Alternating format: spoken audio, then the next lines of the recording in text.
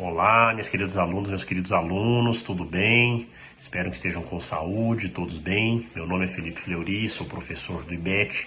Estou aqui hoje para falar com vocês um pouquinho sobre uma das aulas do módulo de controle da incidência tributária, especificamente o controle processual da incidência.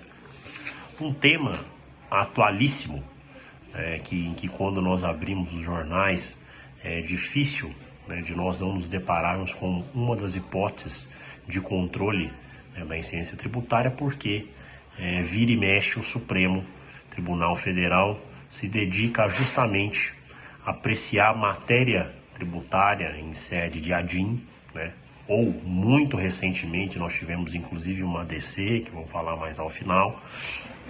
Então sempre que a gente fala de controle processual da incidência, o primeiro instituto que vem à mente é justamente a ADIM, e que em um primeiro momento permite que nós façamos um contraponto justamente para examinar as espécies ou modalidades de controle, E aí nós entramos naquela conhecida dicotomia, principalmente entre controle difuso e controle concentrado, correto?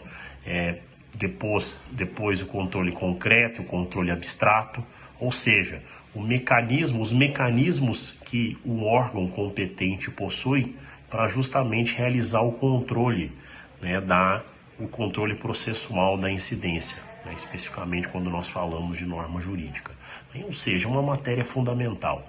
E depois que nós estudamos essas modalidades de controle, nós avançamos um pouquinho no estudo, e vocês terão a oportunidade de verificar isso tanto na aula de seminário como na aula expositiva. Nós avançamos para analisar temas interessantíssimos, e aqui eu farei como mando figurino e simplesmente lançarei alguns desafios, sem evidentemente lhes dar nenhuma resposta, ou seja, algumas provocações. Primeiro aspecto, realizado, apreciado uma matéria pelo Supremo Tribunal Federal em sede de ADC, por exemplo. Pode ele reexaminar essa matéria posteriormente, em sede de ADIM? Ou seja, é possível haver uma mudança de orientação do Supremo Tribunal Federal, que seria o órgão legitimado para realizar esse controle, quando principalmente nós pensamos em uma possibilidade que certamente ocorrerá de mudança da composição do órgão do Supremo Tribunal Federal pela alternância dos ministros, algo que também está muito em voga nos dias que correm, em razão da vacância de uma das vagas. E então esse é um tema fundamental. E ultrapassado esse tema surge um outro, que eu diria que é bastante atual também, que é o tema dos efeitos. Quais são os efeitos do julgamento realizado por Supremo em sede de controle difuso ou de controle concentrado? Antes até, súmula vinculante, ela se insere em qual modalidade de controle? Falo de ADIM e ADC, controle concentrado. Aí também vem à baila institutos que são cada vez mais utilizados, repercussão geral, ou seja, acórdãos proferidos em repercussão geral. Podemos avançar, e certamente será avançado nas aulas, e os julgamentos pelo STJ em sede de recurso repetitivo, isso é controle, isso não é? Quais são os efeitos dessas decisões para os demais juízes, para uma ação individual, para uma ação declaratória que esteja eventualmente em curso? Isso vincula o magistrado? Não vincula? Ele deve observar esse entendimento? Ele não deve? Podemos avançar?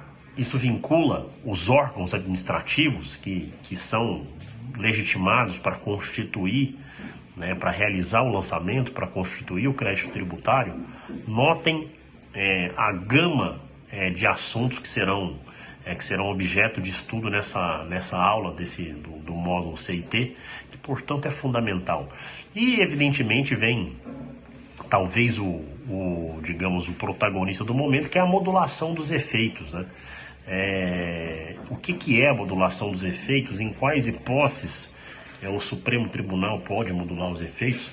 Essas modulações que têm sido recentemente realizadas, inclusive em matéria tributária, no caso mais célebre e recente da exclusão do ICMS da base de cálculo do PIS e da COFINS, está correta, está de acordo, em consonância com o ordenamento jurídico brasileiro?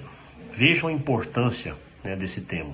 E para finalizar e para revelar realmente como esse tema atual, recentemente nós tivemos um julgamento pelo Supremo, né, numa ADC, numa ação direta de constitucionalidade, que é um pouco mais inusual do que a ADIM, tratando justamente do tema da transferência, digamos, da incidência do ICMS na transferência de mercadorias de estabelecimento do mesmo titular.